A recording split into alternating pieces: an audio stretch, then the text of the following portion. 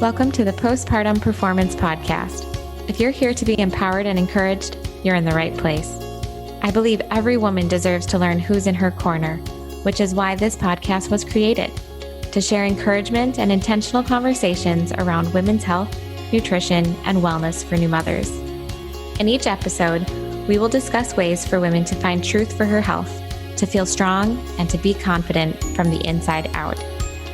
I'm your host, Dr. Lindsay Pachkowski, a performance physical therapist with a passion for teaching others about pelvic health and guiding mothers to build movement, confidence, and strength.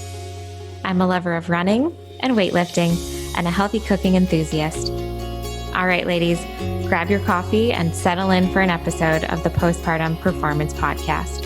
Are you with me? Here we go.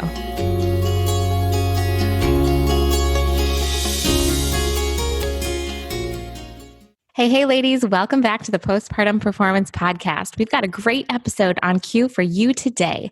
Today's guest is Jessica Ladlefterova, and she is a woman dedicated and passionate about supporting mothers and families throughout their conception, prenatal, and postnatal journeys.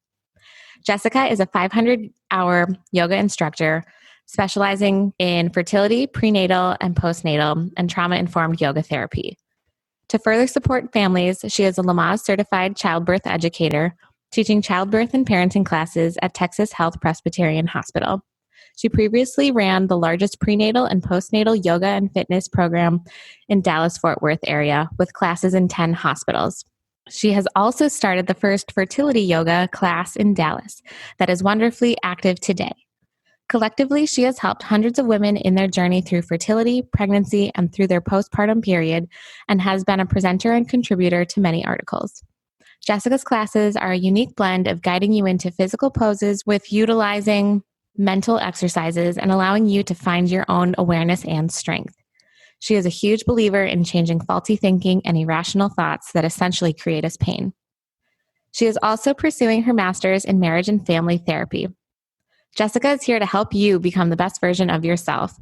She is an absolute sweetheart, and I'm so excited for you to listen in and just hear the passion that she has for educating and walking alongside women wherever they are at in their journey.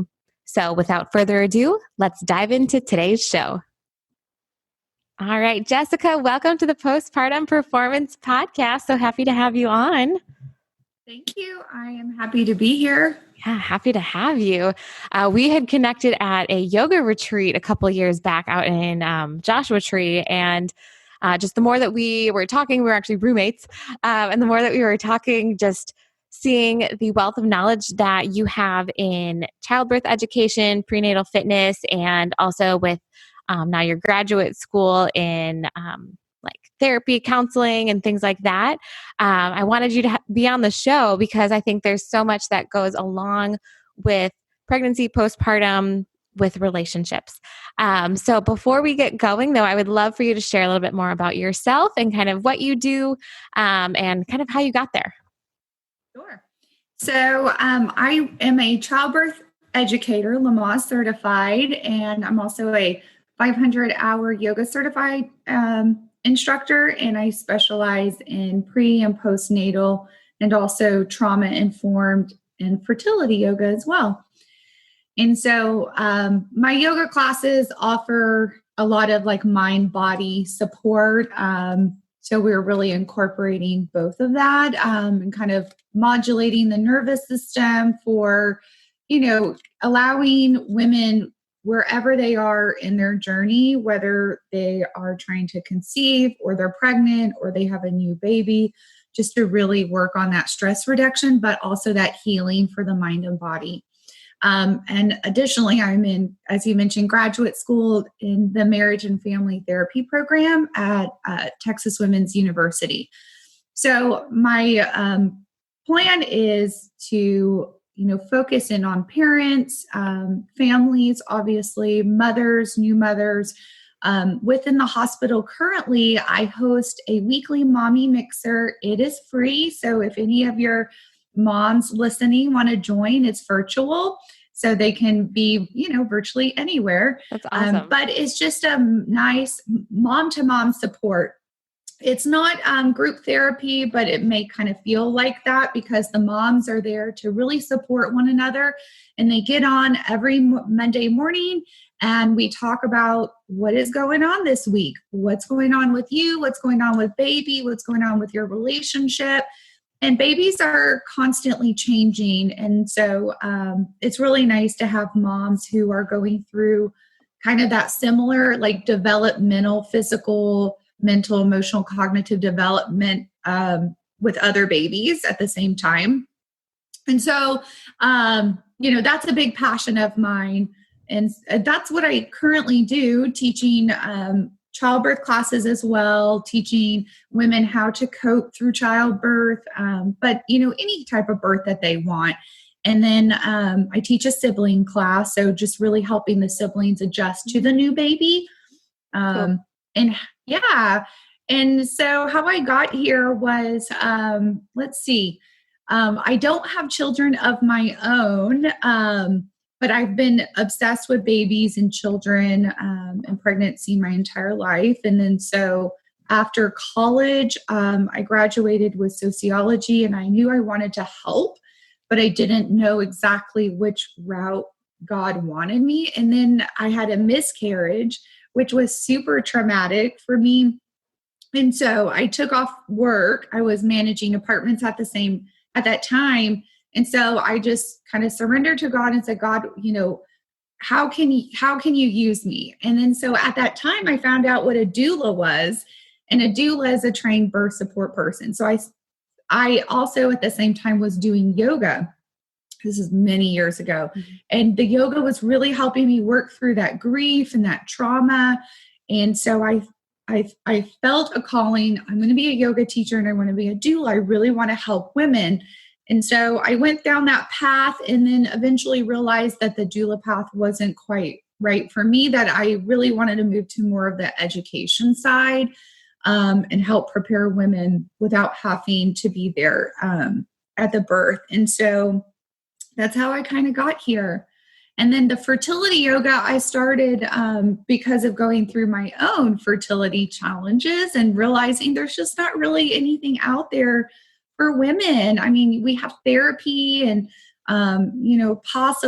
possible some group support, but there was nothing for a group relaxation. So I incorporated talk with relaxing mind and body. So I love that.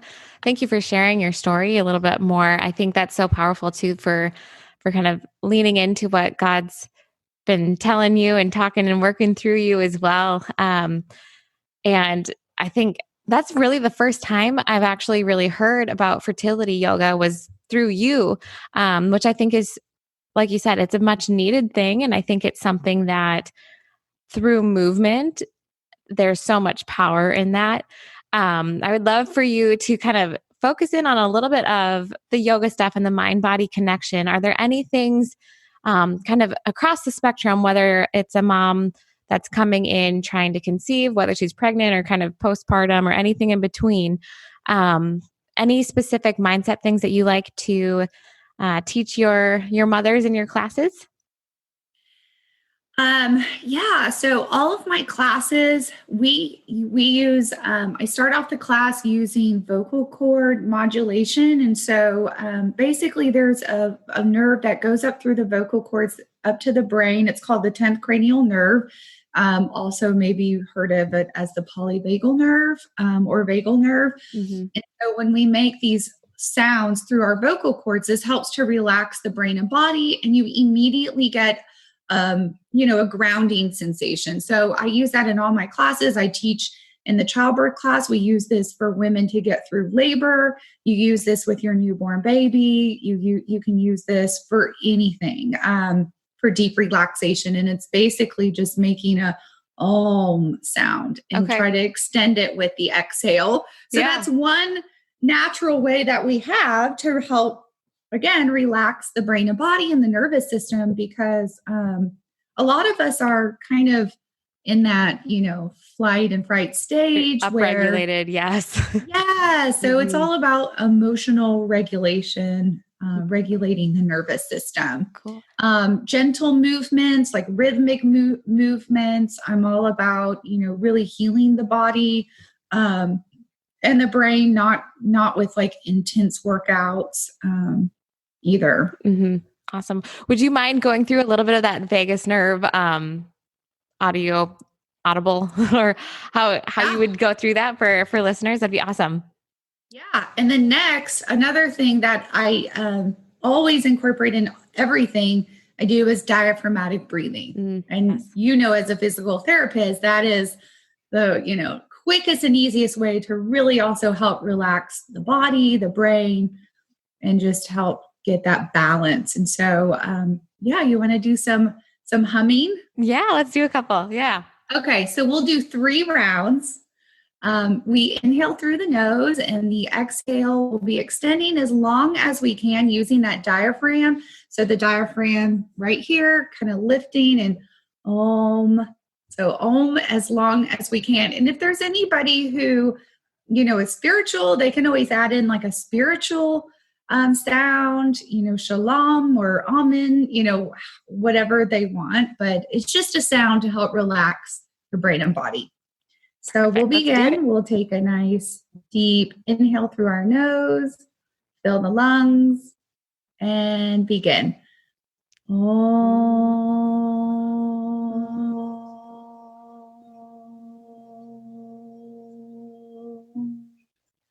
And again, nice deep inhale, fill the lungs.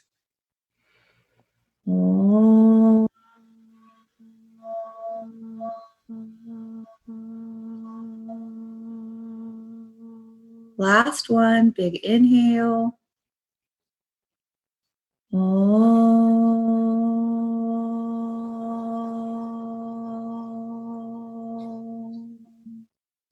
And just need deep breath, inhale.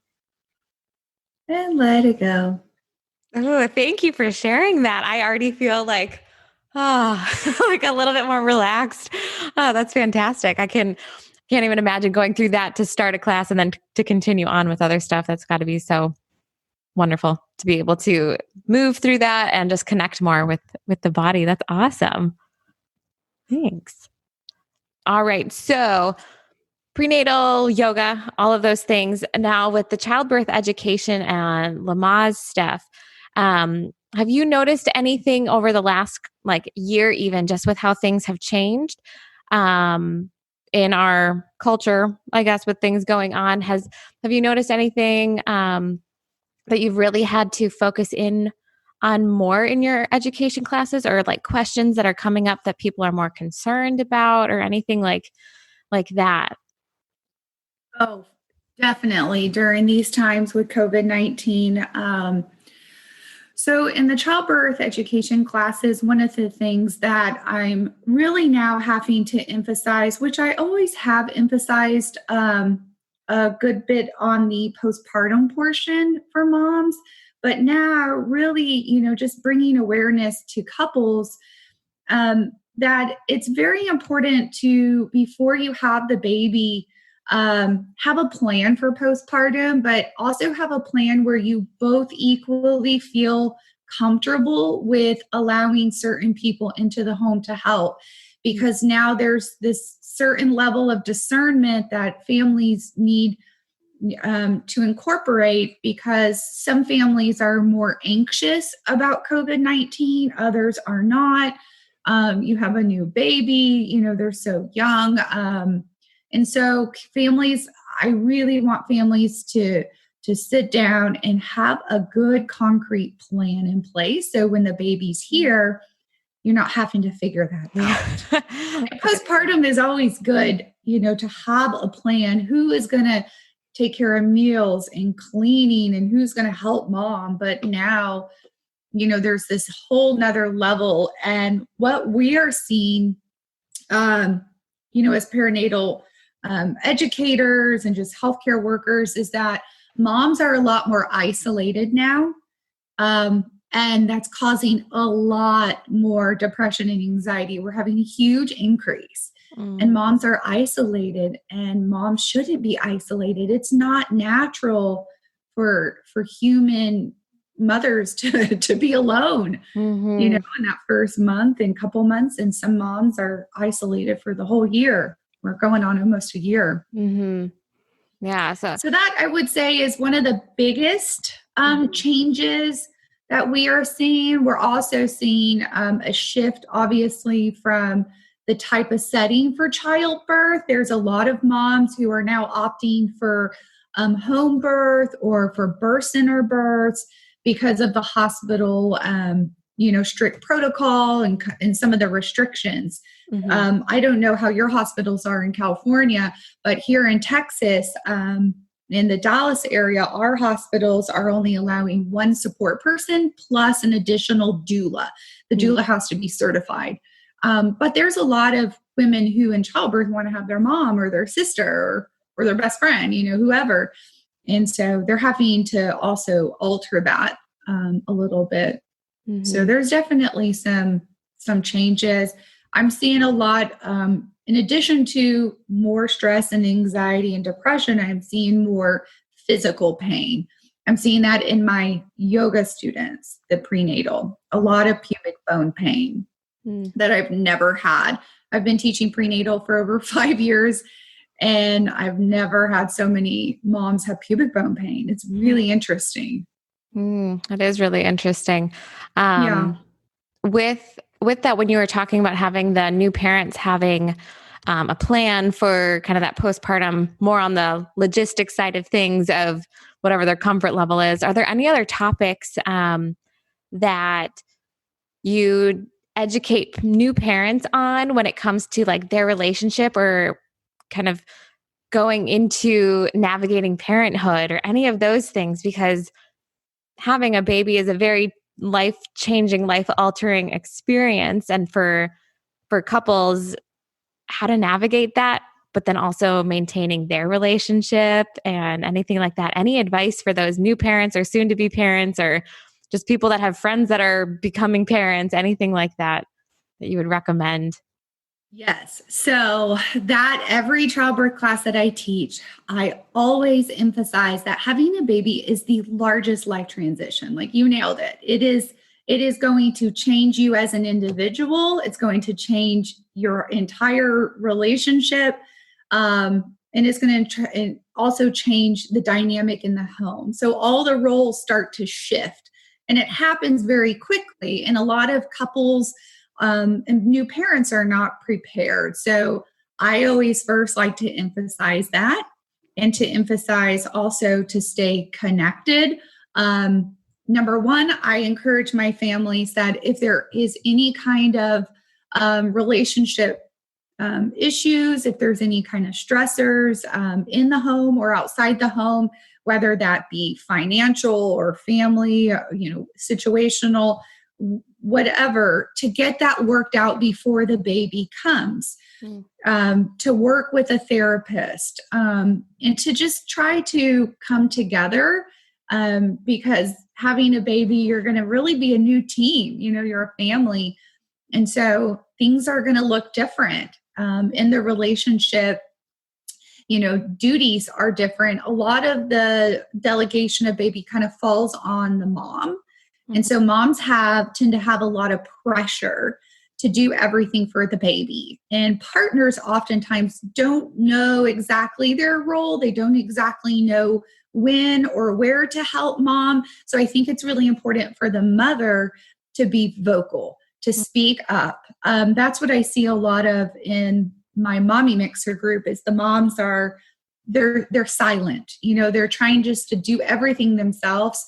And what happens then is they bring in some resentment towards their partner. So resentment towards partner is very common. So again, going back to expressing what you need help with. If you need help with nighttime diapers, let your partner know. If you need somebody to come into the house, you speak up. It shouldn't be all on the mother. Mothers need to also be mothered. So it's really important. Also, another topic is sex. A lot of couples don't realize that, sex in the beginning can be very different. especially if the mom has had any kind of birth trauma, if there was any kind of stress around the delivery, whether that's physical or mental, and if she's breastfeeding, that changes estrogen levels, and sex can oftentimes be really uncomfortable.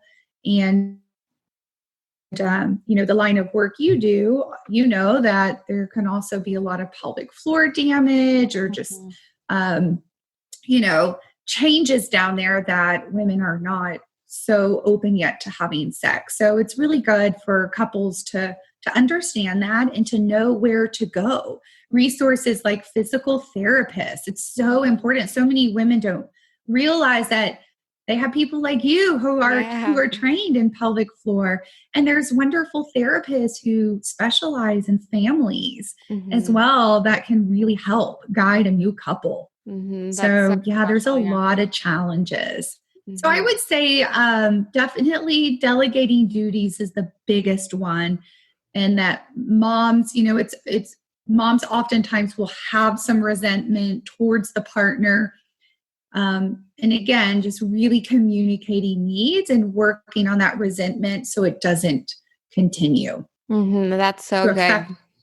The relationship. Yeah, absolutely. That's so good, because I think the mom does feel like there's so much pressure, and working with new mothers, just seeing how much that, yes, they do have to, if they are breastfeeding, they have to be the one doing the feeding and they have to be doing a lot of things, but to not feel like they're alone in that. And just like you were saying, there's resources, there's people in their corners. We're in the corner for the moms.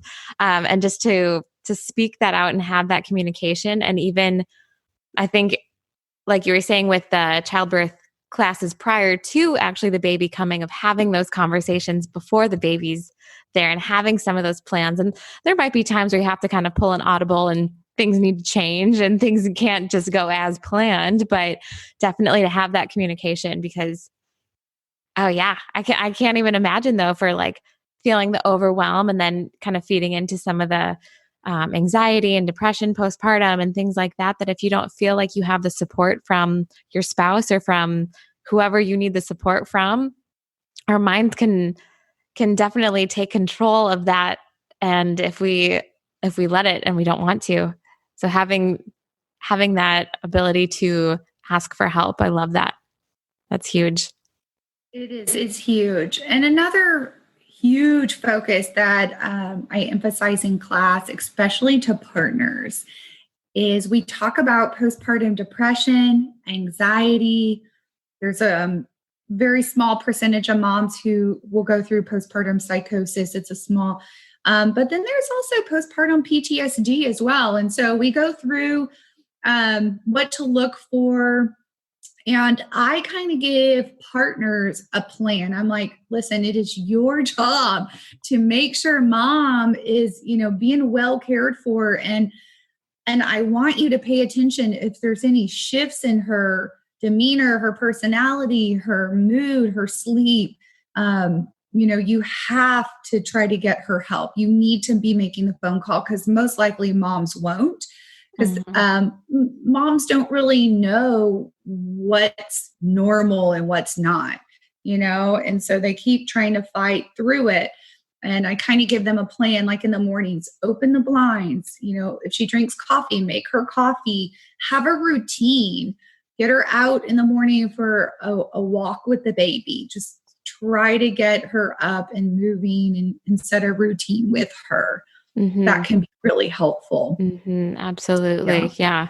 Just building their routine, because babies need their routines, but they're a little more sporadic. But even just having a somewhat, a little bit of a templated routine sounds definitely giving things more meaning with that. That's awesome. It also helps moms break up the long monotonous day, with a newborn.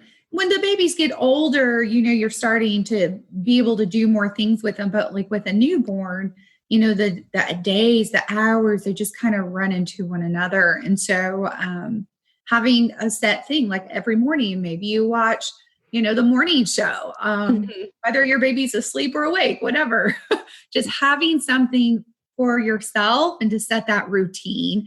Another thing is I always talk about using music for the parents too. So like in the morning, create like a morning playlist. And then at lunch, create like a lunch playlist, and at dinner. And that also helps to break up that like long monotonous day too. That's such a good idea. What would you have on your playlist? Any songs you recommend people to have, or just what music they like? Well, so I used to nanny. I forgot to mention this. So I nanny. Okay, first I was a postpartum doula, and I had a client. She hired me when her twins came straight home from the hospital at 5 days old. She had been in the hospital for a little bit longer, so 5 days old, and I was with them for 5 years. Became their nanny. That's so special, though. Throughout, like from basically birth on. That's so special. Yes, they really helped, fuel, I guess, this passion, and really gave me the experience as if they were my own babies, and they weren't, but they were like my babies. And so in the morning, I would have a playlist, and so when they were newborns, I would just put like whatever music I wanted to listen to, whether it's like classic rock or top 40 or country. And then when they got older, I started playing nursery rhyme songs. So like around a couple of months, like 2-3 months old, nursery rhyme songs on Pandora. Then at lunch, I switched it over to a meditation music, so a meditation channel. And then when I woke them up from nap, we would go back to the nursery songs. And then a little later in the day, I would play something I liked. And a good tip for moms is have your headphones. So if your baby is really fussy, put your headphones in and listen to your music. You're not neglecting your baby. You can still hear them, but it kind of helps to drown that out. So it's like a buffer for your nervous system, because when a baby is crying nonstop, it really can rile up the nervous system, especially if you're sleep deprived. And some moms are also terrified to go in public because of baby crying. So again, use the headphones, play some meditation music. No one knows, you're at least calming yourself so you can be calm for your baby. So that's another tip I give parents. But what's real funny about my music playlist, so my twins, when they got a little older, so I used this for years with them, and I would always put them in their high chair, and at lunch, we'd switch over to the meditation music. Well, there was one day where they were being like really fussy and just kind of annoying in the morning. And so at breakfast, instead of putting on the typical nursery rhyme songs, I put on the meditation, because I'm like, you guys are getting on my nerves, so we're going to listen to this right now. And so the little boy, he could talk, and he said, I don't want sleepy time music. I want hokey pokey music, because the hokey pokey song would always come on. And I was like, oh, that's so cute. Like, so the kids, like, they get to know that schedule. They get to know that routine as well. And they loved it. That's so cool. That's a great piece of advice, because I think we're all looking for routine. Even this past year has been just changing how people are finding their routine. So regardless of if you've got littles or not, and you're just looking for a new way to set some boundaries in your day, or just to make your schedule a little bit more concrete, that's great. Using some playlists. I'm going to have to do that now. Because I jump around, but even just to be more intentional on the time of day of just choosing the certain playlist versus just what I feel like listening to, which works sometimes, but having it more systemized almost. That's cool. I like that. That's wonderful. So another question that I ask all of our guests is, in your line of work, which I know you're kind of across a couple different areas, but all relevant to women. But if you've come across any topic that women have been bringing up of, oh, I wish I would have known this sooner, whether that's in your childbirth classes, your yoga classes, or just even now going through some of your training and the mommy mixers, and what something like that women have kind of mentioned that I wish I would have known this sooner, that if we could share that now, we can hopefully have that not be the experience for other women if they know about this now sooner. Oh goodness, there's so many.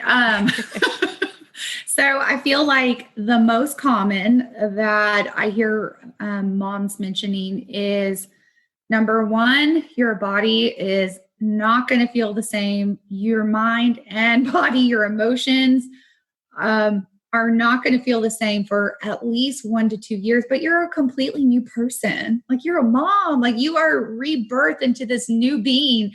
And so a lot shifts with that. And so a lot of moms are like, wow, I didn't realize, how different that I would feel. So I think, just having that awareness around that mind, body, and emotional shift, as well as a huge one is babies. All babies are different. They all have their own personality. So, your baby may not sleep through the night for several months. Your baby may not sleep through the night for a year or even 2 years. Every child is different. And so I think that parents really should have good education on that because sleep is really hard. And then again, moms are often kind of like, oh, I wish I would have known the changes on my relationship with my partner. Mm-hmm. A lot of moms, have expressed that. So I would say changes with mind and body for mom. Baby is constantly changing and they have their own personality, and sleep is really, really hard in the beginning, and it can last for a while. And then relationship changes as well. Mm-hmm. Those are really good. And I think having even the awareness around that too is going to help for the listeners of wherever they're at in that journey to know, okay, this has been something mentioned that's tough. Like, how can we go about this and navigate that? And even just seeing what that looks like, or having the awareness of, so you're not blindsided by it when those changes happen, and then say, okay, or like, oh, this is what some people had talked about, of like the sleep is hard, or like the sleeping situation with my baby might be challenging, and saying, okay, how can we now get through this? And we might have to think about a different approach, or getting more help, or anything like that. So that's really good. And I believe it all starts with childbirth. I think that the childbirth is just so symbolic of life and how we have to surrender and to trust and to go with the flow. And that's really mom's first experience with having to trust her own intuition and to trust what her body and her mind and soul is telling her. And so a lot of women, will have childbirth look different than what they had as an expectation. And so just like really letting that go, just surrendering, and just knowing that your entire parenthood journey is going to be kind of like the birth, where it may not go the way you thought it was going to go. And there's always something to be learned. There's always lessons in life. And in becoming a parent, there's a lot of lessons. And so you can just grow from those, Absolutely. That's so good. So awesome. So we've got one more question for you. But before we do that, if people wanted to reach out to you, are there any good places for people to find or connect with you, whether that's Instagram, Facebook, anything like that? So I'm on Facebook. I barely do Instagram. I know I should probably get with it and get on it. It's just so much social media. It's kind of like overwhelming. It's easier, like one platform is nice sometimes. Yeah, I know. So I have Womb Plus Wellness Yoga. That's my Facebook page. And so it's at Womb Plus Wellness Yoga. And they can also find me personally if they want on Facebook. I don't mind. It's Jessica Ladd Lefterova is my Facebook name. And then I teach at Texas Health Dallas Presbyterian Hospital. They can always go to the website, and any of the classes or the Mommy Mixer, if they want to attend our classes, because we're a not-for-profit hospital. They're very well priced, and so they're very affordable. They're cheap, basically. That's awesome. Like our childbirth class is like $25. That's so good. Versus like $100. Yeah, we have a ton of classes. Awesome. That's so good. I'll be sure to put all of that in the show notes for listeners so that they can get connected with you and kind of learn more about what you're doing and just be educated by the things that you're doing as well. Perfect. So my last question that I've got for you is, as a woman, what does living life with strength and confidence mean to you? Strength and confidence, trusting yourself and not worrying about what others think. And I think really just taking care of yourself. It takes a lot of strength to get up in the morning and to think, okay, what do I need to do to take care of myself today? Do I need to jog? Do I need to go to yoga? Do I need to rest? Do I need to take a nap? And there's a lot of strength and power in that. And I think just being confident that you are unique, that you were perfectly made the way that you are. And just to really know that you're unique in this big world. You're a little drop in the ocean, but that drop makes a ripple effect. I love that. I love that, Jessica. That's so awesome. So anything else you'd like to share today? Otherwise, we'll wrap this one up. I can't think of anything unless you can, but, I just hope that anyone listening today is, just gathering all their resources to make the best out of their journey wherever they are. And that, like you said earlier, there are a lot of people in your corner. We are all here ready to help and support in any way we can. You're not alone. So absolutely. 100%, Jessica. Obviously, as you guys are listening, you can tell that Jessica has just such a heart for mothers and for babies and all of that. So please reach out to her and her resources because you will definitely just feel the love that she has for that and her passion for it. So I thank you so much, Jessica, for being on the show today. Such a wealth of knowledge and experience and such a blessing. And I appreciate you and all that you've been sharing. Thanks. Thank you so much. It was an honor. Thanks so much for listening to this episode of the Postpartum Performance Podcast. I appreciate you taking the time to listen, learn, and grow. If this is your first time tuning in, thank you so much for being here. The aim of this podcast is to provide oodles of the best possible content to help empower women, eliminate the phrase, "I wish I would have known sooner" around pelvic health, and to encourage personal growth through the postpartum journey to becoming the best version of yourself.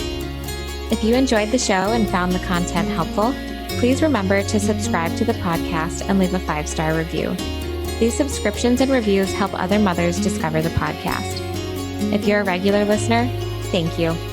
I encourage you to tell a friend about us or post on social media sharing your favorite part for today's show.